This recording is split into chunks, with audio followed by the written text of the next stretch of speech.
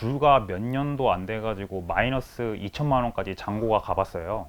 아파트를 투자하는 데 있어서 그렇게 공부할 게 많지는 않거든요. 가장 수익률을 높일 수 있는 방법을 선택해서 투자하는 게 더 오히려 여러분들의 수익률을 높게 볼 수 있는 방법이지 않을까? 그런 진입 장벽 속에서 오히려 기회를 볼 수도 있다고 말씀드리고 싶습니다. 매입할 때부터 거의 한 2배 정도로 싸게 살 수도 있어요. 구독, 좋아요 부탁드립니다. 안녕하십니까? 네, 안녕하세요. 네, 간단하게 자기소개 한번 부탁드립니다. 네, 북웰스 구독자님들 안녕하십니까? 실행을 할지 말지 고민만 하는 사람들에게 자신의 인생을 바꾸는 건 결국 실행이다라는 메시지를 강조하고 싶은 실전 투자자이기도 하면서 재테크 데칼코마니 책을 낸 그 저자 김남형이라고 합니다. 만나서 반갑습니다. 네, 책 초반에 보니까 흑수저였다고 적으셨습니다. 어린 시절 얘기 부탁드려도 되겠습니까? 아, 예, 저는 평범한 흙수저였다고 말씀드리고 싶어요. 아버님은 이렇게 택시 운전을 하셨고 어머님은 작은 식당을 운영하셨었어요. 그런데 이제 돈 문제로 자주 싸우시다 보니까 제가 이른 나이에 좀 이혼을 하셨어요. 그래서 이제 그런 상황들이 굉장히 좀 원망스러웠고, 아, 우리 지금 이렇게 화목한 가정에서 내가 태어날 수 없었나 이런 불만들이 많았었습니다. 그런데 나중에 이렇게 나이가 먹고 나서 보니까 주변에 그런 가정들이 되게 많았고 또 저보다 더 열악한 환경에서 자란 사람들이 더 많더라고요. 그리고 제가 이렇게 가난을 벗어나 보니까 오히려 그런 환경들이 저를 좀 이렇게 단련시킨 것 같고 돈에 대한 집착을 이렇게 만들어준 게 아닌가 그렇게 생각을 했습니다. 그래서 안 좋은 그런 가정 환경 때문에 좀 힘든 사람들이 있을 거라고 생각을 하는데 가난을 통해서 배울 수 있다고 생각을 하고 그것을 극복해보면 좋을 거라고 생각을 합니다. 저는 솔직히 말해서 처음부터 이렇게 가난을 이겨내야겠다라고 생각을 하진 않았던 것 같아요. 일단 책에서도 저는 썼었지만 작은 꿈을 일단 이루다 보니까 점점점 저의 꿈의 크기가 커졌다고 생각을 해요. 그 당시에는 이제 제가 일단 빨리 직장을 얻어서 제가 돈을 벌어가지고 우리 어머니한테 좀 이렇게 생활비도 드리고 이거를 목표로 삼아서 이제 그런 가정 환경을 제가 이겨냈는데 나중에 그런 것들이 쌓이고 쌓이면서 이제 이렇게 저의 꿈도 이렇게 커지지 않았나 생각을 합니다. 돈을 벌기 시작하면서 초반에는 욜로의 삶을 좀 사셨습니다. 예. 욜로 생활이 혹시 어떠셨는지, 그 다음에 욜로로 어디까지 해보셨는지, 혹시 욜로를 통해서 그 결말이 어떻게 될 거라고 보셨었는지 궁금합니다. 저는 율로 시절에 직장에 취직을 하고 나서 불과 몇 년도 안 돼가지고 마이너스 2천만 원까지 잔고가 가봤어요. 네. 제가 머릿속으로 이렇게 배우고 싶은 게 떠오르면 바로 장비를 맞추고 그냥 뭐든지 다 배워봤었다고 기억이 나거든요. 욜로를 하면은 그 당시에는 굉장히 좋고 또 뭐 즐겁기도 한데 나중에 결국에는 그런 현실적인 문제들을 마주칠 수밖에 없다고 생각을 하거든요. 저 같은 경우는 부모님이 아프셔서 그때 병원비를 마련할 수 없는 점에서 힘든 점을 느꼈었고요. 또 다른 한편으로는 이제 직장인들과 대한민국은 좀 비교 공화국이잖아요. 직장인들과 이런 돈에 대한 얘기를 하다 보면 뭐 너는 얼마 모았니? 나는 얼마 모았어? 이런 얘기를 하다 보면 아, 나중에 조금 현실적인 타격감이 오더라고요. 그래서 그런 것들을 미리 좀 생각을 해서 지금 당장 좋을 수 있겠지만 미래를 좀 생각한다면 좀 욜로를 저는 그렇게 추천드리지 않는다고 말씀드리고 싶습니다. 예. 이제 첫 집을 사시게 됐습니다. 네. 네, 그때 경험을 좀 물어봐도 되겠습니다. 아, 저는 집을 이렇게 공부해서 사진 않았어요. 책에도 썼지만 제가 고양이를 그때 키웠었어요. 근데 이제 신림에서 전세 5천짜리 1층 원룸에서 살았는데 고양이가 야행성 동물이잖아요. 이게 제 위를 막 너무 날아다녀가지고 새벽에 잠을 못 자게 했는 거예요. 그래서 이제 문득 이런 생각을 했어요. 아, 원룸이 5천이니까 뭐 투룸 같은 경우는 한 2배 정도 내면 되지 않을까. 그래서 이제 직장 동료들이 전세 담보대출이라는 게 있다. 그래서 이제 알아봤는데 투룸이 전세가 2억이 다 넘더라고요. 그래서 그 가격이면은 뭐 오래된 아파트를 살 수 있는 가격 아닌가? 그렇게 해서 이제 알아보다 보니까 평촌에 이제 17평대 좀 오래된 아파트들이 그 정도 가격에서 가능하더라고요. 그래서 저는 이제 소위 지금 말하는 영끌을 해서 집을 샀었고, 집을 사서 좀 얻은 점은 되게 많은데 그 중에서 특히 뭐 하나 꼽자면 오히려 그런 말이 있거든요. 총각들은 집을 사야 돈을 모을 수 있다. 저는 그 집을 사서 월세로 놓고 저는 이제 4억을 살았었거든요. 예, 그렇다 보니까 이제 통장에서 이렇게 뭔가 원리금이 빠져나가는 게 보이고 또 그것을 월세로 받는 것들을 이런 통장을 보다 보니까 아, 이게 그 자산을 가진 그 즐거움이구나. 그리고 뭔가 또 하나 더 아파트 같은 걸 하나 더 사고 싶다 이런 생각이 계속 들어가지고 이게 저축을 할 수밖에 없더라고요. 오히려 총각이면은 내 집을 마련해야 오히려 또 돈도 많이 벌 수 있지 않을까 그렇게 생각을 합니다. 네, 그러고 그렇게 이제 첫 번째 집을 사고 오히려 집을 사고 난 후에 이제 돈을 제대로 자산을 사야겠다, 네. 돈을 모아가야겠다 이렇게 시작을 하셨습니다. 그래서 실제로 돈을 어떻게 버셨나요? 저는 처음에 아파트를 샀었고 그걸 매도한 금액으로 바로 재건축 입주권과 이제 토지를 매수를 했고 또 계속 이제 저축을 해서 토지들을 더 매수를 했었어요. 뭐 여러분한테 오히려 말씀드리고 싶은 거는 제가 어떤 종목을 투자해서 돈을 벌었다기보다는 뭐 그 시대 상황에 맞는 투자법을 공부를 하는 게 더 좋다고 생각을 합니다. 저는 뭐 비록 아파트를 투자를 해서도 저는 돈을 벌었고, 재건축을 투자해서도 돈을 벌었고, 토지를 투자해서도 돈을 벌었어요. 근데 제가 말씀드리고 싶은 거는 그 제가 이제 매도를 해서 그 수익금을 가지고 다시 재투자를 할 때 그 상황에서 가장 뭐 세금적이나 어떤 그 시장 판단을 보고 다음 투자가 뭐가 더 좋을까를 더 공부하는 게 더 유효하더라고요. 그래서 뭔가 사람들이 뭐 아파트면 아파트, 뭐 경매면 경매 그렇게 한 분야에만 몰두해서 공부하는 경우를 많이 봤는데 저는 오히려 그런 것보다 이렇게 다양한 투자 방법들에 대해서 공부를 하고 또 이제 시장 흐름을 좀 파악할 수 있는 그런 뭐 경제 신문을 읽는 거라든지 오히려 그런 방법들이 더 투자를 이어가는 데 있어서 유효하다고 생각을 합니다. 솔직히 말해서 아파트 투자로 예를 들어볼게요. 아파트를 투자하는 데 있어서 그렇게 공부할 게 많지는 않거든요. 아파트라는 거는 땅 위에 지어진 상품일 뿐이에요.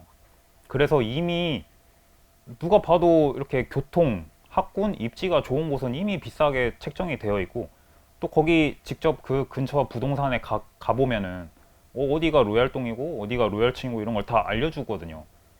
그렇기 때문에 그렇게 공부할 게 많이 없는데 방금 말씀하신 대로 이렇게 강사분들이 이제 뭐 보통 그런 거 보면은 기초반, 중급반, 상급반 막 이렇게 계속 커리큘럼들이 있는데 저는 오히려 그 한 분야를 계속 파기보다는 좀 영역을 좀 넓혀가지고 상황에서 가장 수익률을 높일 수 있는 방법을 선택해서 투자하는 게 더 오히려 여러분들의 수익률을 높게 볼 수 있는 방법이지 않을까 그렇게 생각을 합니다.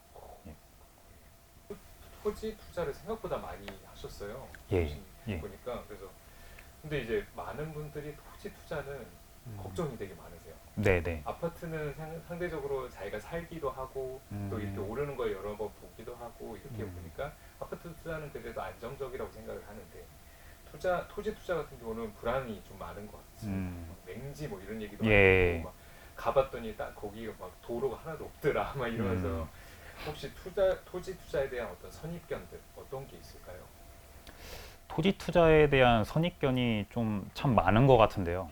이제 뭐 대표적인 것들로 보면 뭐 황금성이 안 좋다, 세금이 높다, 그리고 뭐 어렵다. 아니면 뭐 잘못 사면 물린다 이런 내용들이 되게 많아요. 근데 저는 좀 이렇게 반문 드리고 싶어요.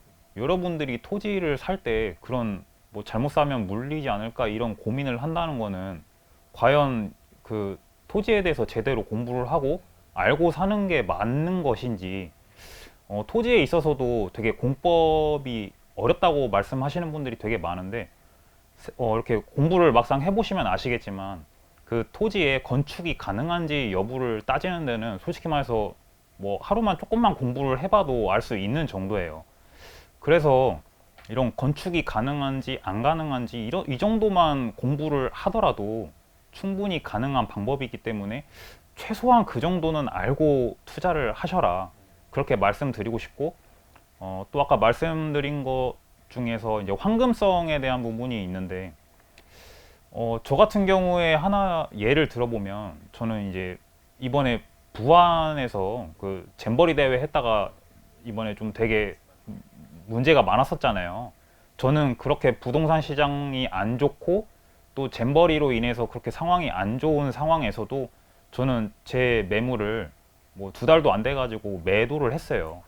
근데 이렇게 할 수 있었던 거는 이렇게 건축이 가능한 토지를 사고 또 이렇게 대형 개발 호재 근처에 토지를 사면은 그것도 해결 가능한 방법이거든요. 그러니까 항상 어떤 투자에 있어서든지 뭐 다른 사람들이 뭐 안 된다, 뭐 어렵다 이런 말만 듣고 이렇게 포기하지 마시고, 자기가 그런 문제들을 좀 해결할 수 있는 방법이 있나? 오히려 이런 거를 공부를 해보시면 그런 진입 장벽 속에서 오히려 기회를 볼 수도 있다고 말씀드리고 싶습니다. 사실 그 말이 사람들이 선입견이 있다는 거는 오히려 기회가 더 많다는 소리잖아요. 네. 아파트 투자는 요즘은 너무 많아가지고 사실은 이게 금매를 사기도 쉽지가 않아요. 네, 금매 맞아요. 사는 사람이 너무 많아. 네. 근데 토지는 그렇군요. 근데 또 말씀하신 거는 생각보다 공부했을 때는 알 수 있는 것들이 되게 많이 있다. 충분히 다 할 수 있다라는 거군요. 방금 말씀하신 거에서 포인트가 있는데요. 아파트 같은 경우는 진짜 요즘 보면은 금매 잡기도 어렵거든요. 근데 토지 같은 경우는 지금 뭐 모르셔서 그러겠지만 굉장히 블루오션이에요. 오히려 매입할 때부터 거의 한 2배 정도로 싸게 살 수도 있어요. 그런 시장이기 때문에 저는 좀 오히려 이런 시장에서 토지를 공부해 보시는 게 더 좋지 않을까, 이렇게 좀 말씀드리고 싶습니다. 그러면 혹시 토지 매수 사례 아까도 하나 잠깐 얘기해 주셨지만 매수 사례 소개 좀 부탁드려도 되겠습니다. 예. 제가 이제 매수한 토지 중에 이제 새만금 지역에 그 군산시라고 있는데 거기에다가 이제 투자한 사례를 하나 말씀드리고 싶습니다. 거기가 이주자 택지 지구로 개발된 이제 토지인데 도로로 사면이 쌓여 있고 대지고 362평으로 되게 무언가를 하기에 굉장히 좋은 토지예요. 근데 그 제가 이렇게 매입하려고 봤을 당시에 토지에 좀 악재가 있었어요. 이제 세금이었는데, 비사업용 토지 같은 경우에 이제 매도했을 때 10%를 더 중과세를 하고, 그리고 장기 보유 특별 공제를 배제한다는 그런 좀 세금에 대한 입법이 돼 있었어요. 근데 그 세금 규제를 피해서 그 매물이, 원래 좋은 땅은 일반 매물로 잘 안 나오는데 일반 매물로 나와 있었던 거예요. 저는 근데 그런 악재를 따지기보다 이건 되게 저렴한데? 그래서 저는 이제 매입을 했고, 근데 또 이게 저는 이렇게 매입을 했더니 불과 1, 2주 만에 그 악법이 폐지됐다는 기사가 나왔어요. 그래서 저는 매입한 지 3개월도 안 돼가지고 거의 2배가 넘는 시세 차익을 봤습니다. 제가 여기서 말씀드리고 싶은 포인트는 뭐냐면, 지금 뭐 아파트도 마찬가지지만 이렇게 악재 기사가 나오면 사람들이 굉장히 거기에 대해서 민감하게 반응을 하거든요. 근데 저는 이렇게 제가 투자를 함에 있어서 그런 시장 상황에 대해서는 그렇게 별로 영향을 안 받고, 내가 투자 가능한지, 그리고 버틸 수 있는지, 그리고 지금 현재 시장보다는 오히려 제가 결국에 매도를 할 때의 상황이 중요한 거잖아요. 그래서 제가 과연 매도할 때까지 버틸 수 있고 매도할 때의 상황이 어떤지를 판단하기 때문에 저는 그런 악재 속에서도 계속 투자를 하려고 마음을 먹고 열심히 투자를 해야 높은 수익을 볼 수 있다고 생각을 합니다. 오히려 악재를 이용하신 거나 마찬가지네요. 네, 실제로 그게 악재가 뭐 풀어질지 안 풀어질지와 상관없이 이제 공부를 많이 하시고 판단했을 때 얘가 저평가돼 있다고 판단했기 때문에 매입을 하신 건데 운 좋게 더 2배까지 된 거라고 이해를 하면 될까요? 이게 토지가 제가 이렇게 악재가 나왔을 때를 이렇게 예시를 설명드린 거는 뭐냐면 토지가 이렇게 네이버 부동산에 한번 들어가셔서 검색을 해보시면 아시겠지만 굉장히 좋은 매물을 이렇게 일반 매물로 보기 힘들어요. 보통 왜 그러냐면 토지 같은 경우는 주로 내지인 거래에서 끝나는 경우가 많고 또 그런 좋은 토지 같은 경우는 솔직히 중개사분이 그냥 이렇게 가져가 버리지 누가 좋은 물건을 이렇게 일반 매수자한테 건네주겠어요. 그렇기 때문에 보기가 힘든데 이렇게 악재가 나오면 그런 매물들이 출현이 돼요. 한 가지 여기서 아셔야 될 포인트는 뭐냐면 토지 같은 경우에는 악재가 터진다고 해서 아파트처럼 뭐 금매가 막 쏟아지고 그렇게 막 가격이 폭락하는 그런 일이 없기 때문에 오히려 좋은 토지를 매수하고자 하시는 분이 있다면 그런 악재를 눈여겨 보시고 오히려 그럴 때 더 이렇게 움직이면은 좋은 땅을 선점할 수 있다고 좀 이렇게 말씀드리고 싶습니다. 그럼 토지 투자를 어떻게 공부를 시작을 해야 될까요? 아마 부동산을 처음 시작하시는 분들 같은 경우는 가장 이제 쉽게 접할 수 있는 게 책일 거예요. 근데 토지 같은 경우는 책으로 그런 공법들을 이해하고 받아들이는데 한계가 분명히 있다고 생각을 합니다. 그래서 저는 이제 보통 이제 강의를 추천을 드리는데 강의를 보시고 그런 공법적인 것들을 좀 이런 체계를 잡으신 다음에 책들을 보시면 책에는 이제 보통 이렇게 다양한 토지 투자 사례들이 나와요. 아파트 같은 경우는 그냥 가서 사면 끝이거든요. 근데 이제 토지 같은 경우는 수익을 낼 수 있는 다양한 방법들이 있어요. 뭐 자루형 토지를 산다든지, 뭐 맹지를 사서 뭐 이렇게 도로를 내 가지고 수익률을 높일 수 있다든지, 개발을 한다든지. 그렇기 때문에 그런 사례들을 참고하는 데에는 책이 되게 유효하지만 처음 시작하는 분들은 강의를 들어야 좀 공법들을 이해하는데 도움이 되실 거라고 생각을 합니다. 말씀하신 것처럼 이번에 책이 한 권 나왔습니다. 네. 책 소개 한번 부탁드립니다. 데칼코만이라는 게 미술에서 이렇게 물감을 도화지에 떨어뜨린 다음에 반절을 접었다 피면 대칭으로 나오는 것을 그런 기법을 말하는 건데요. 저의 지난 10년 인생을 뒤돌아보면 5년 동안 돈을 잃은 경험도 있었고 5년 만에 부를 얻은 경험도 있었더라고요. 그래서 이것을 이렇게 보니까 반전 인생이지 않나 이렇게 생각해서 여기서 모티브를 얻어서 재테크 데칼코만이라는 책 이름을 지어봤습니다.